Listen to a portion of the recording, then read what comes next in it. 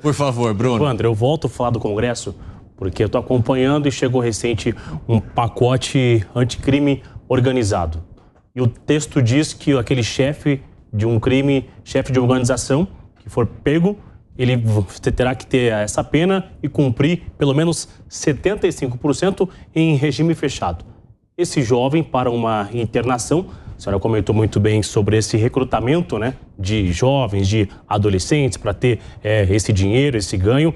E o que diz também o texto para a pena para o jovem para que seja o dobro da internação. Então seriam 8 anos. Ele numa internação e somente, claro que ele já seria maior de idade, né? Então essa vai ser uma discussão do Congresso e ainda assim esse pacote, que são vários que são inseridos ali, ele também coloca que seja de responsabilidade do Estado a fixação de pena. Então seria responsabilidade dos estados e do Distrito Federal essa fixação de pena e estabelecer esse cumprimento de pelo menos 75%. Isso intimida? Isso serve? Tem chance de se Olha, dar eu não certo? quero ser mais uma vez agorenta, mas o projeto já nasce inconstitucional. Longe de mim. O Estado não fixa apenas, é a União. Porque é competência da União. Isso não dá para o Estado fixar, né? Que o senhor mencionou, não deu para entender. Eu mencionei o seguinte, segundo eu entendi da fala dele, aos estados caberia fixar a pena. Tá. Quem fixa a pena no Brasil é a União. Sim. Ela tem um monopólio legislativo nessa matéria, não é? De qualquer modo, é mais um esforço que se faz na linha de incrementar a punição como se isso fosse a panaceia para resolver tudo. Não é. Tem coisas que se resolve com inteligência, tem coisas que se resolve com uma abordagem diferente da punitiva. Tinha um escritor israelense que já morreu, um poeta chamado Amos Oz, ele dizia o seguinte: um cara que está acostumado a andar com um martelo na mão, ele costuma resolver tudo com uma martelada. E a gente precisa largar um pouco o martelo e pensar que há outros meios de resolver essa problemática. E aí eu volto naquele meu ponto original, acho que não é um debate para hoje, mas a gente tem que pensar o modelo de abordagem do crime contra o crime organizado. Eu acho que é uma questão muito importante. Doutora. Então, combater crime organizado em qualquer lugar do mundo é desafiador, né? Então, você tem máfias centenárias, como Yakuza, por exemplo, a máfia californiana, e logicamente... A máfia italiana. A máfia italiana, a Camorra, exatamente, a Anhanguera, que tem uma ligação muito forte com a facção criminosa aqui de São Paulo, mas isso existe, então a gente não vai acabar com o crime organizado. O que eu acho que a gente precisa é modelos, e a gente tem lei para isso, nós temos lei de crime organizado, temos lei de lavagem de dinheiro, não falta instrumento para se combater esse tipo de crime. Falta o que a doutora Raquel fala, uma polícia valorizada, estruturada, né, com mais inteligência, que tenha essa maior, né, atribuição e que possa trabalhar até onde ela entender, sem ingerência política, porque uma lei que endureça, nesse caso que o senhor está colocando, a lei já nasce inconstitucional. Não PEC dá... também vivem junto, pacote com a PEC que vai para conciliar com os projetos. Então, primeiro precisa passar a PEC. A PEC com os projetos. Que a gente sabe que não é fácil, né? O Código de Processo Penal, eu estudo o Código de Processo Penal, eu vou contar uma coisa para vocês. Já está chegando no final. Eu, quando me formei, lá em 85, as coisas eram muito diferentes de hoje. A gente não tinha internet ali.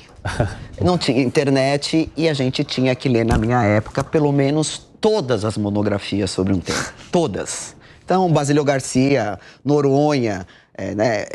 Hélio Tornag, não são só nome de presídios, existe livro sobre eles, né? Tem gente... Deles, eles escrevem. E são 5, 6 tomos cada um. E você tinha que ler todos. E na época eu não tinha nenhuma condição financeira, então o que eu fazia? Eu levava de sexta-feira para casa e copiei o Código de Processo Penal e a Constituição Federal na mão. Puxa. E quando mudou e agora nesse debate do novo Código de Processo Penal, ele tem 800 artigos. E ele traz para dentro dele a lei de interceptação telemática, a lei de interceptação telefônica. Vai ficar tudo dentro do Código de Processo Penal. E qual é a minha paura? O meu medo? É esquecer tudo. Porque mudam, os artigos mudam todos. Então eu comecei a estudar, acompanhar a mudança do Código de Processo Penal desde que saiu. Então praticamente eu já tenho ele quase todo aqui na minha cabeça. E eu tô aí há quase 15 anos esperando sair esse pacote, e não sai. fazer uma PEC, né, mudando a estrutura, salvo o melhor juízo, também não dá. Não dá porque é cláusula pétrea. Nós vivemos numa república, né, numa estrutura de estados, e não dá para você abrir. A União jamais vai abrir mão desse poder todo que é de dizer a lei no país. Isso é da União. E ao meu sentir, ainda que passar, provavelmente vai ser declarado inconstitucional.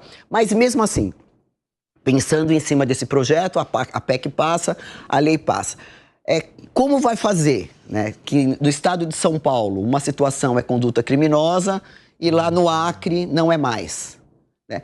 Como se a gente vivesse nos Estados Unidos, com 50 estados e cada estado com a sua legislação. Mas aí eu preciso do povo americano também, né? Preciso do parlamento americano, é muito diferente. Eu me preocupo muito, a Raquel me conhece há tantos anos, com essa coisa de copiar modelo. Não dá certo. Não dá certo. Nós temos as nossas características. O Brasil não é os Estados Unidos. E tem coisa que é boa, tem coisa que é ruim. Mas nós somos o nosso país com as nossas características, né? São 200 milhões de habitantes. Todo mundo, a gente que viaja a outros estados, cada estado de um jeito, com as suas características, com os seus dilemas, com as suas necessidades. Não dá para fazer uma coisa só. Hoje a gente já passa isso, para quem trabalha, a Raquelzinha trabalha, a gente às vezes fica discutindo no grupo como é que autua em flagrante, porque cada cidade, cada estado tem uma característica. Toron trabalha em outros estados, lá funciona assim, o delegado funciona assado, o horário é de um jeito, mas é dentro daquelas características, mas sem fugir da estrutura republicana e democrática que está na nossa Constituição Federal e nos códigos de processo. Então, eu acho que só aumentar a pena, eu volto a dizer nos meus 33 anos que criminoso, quando acorda de manhã, ele não abre o código para saber que pena tem o latrocínio. Ele vai e pratica o crime. Antes pudesse ser assim. Então, não é o que acontece no mundo real. E o que a gente precisa é trabalhar por mais segurança, por mais ética, por mais probidade, né, dentro do mundo real, desse que a gente vive.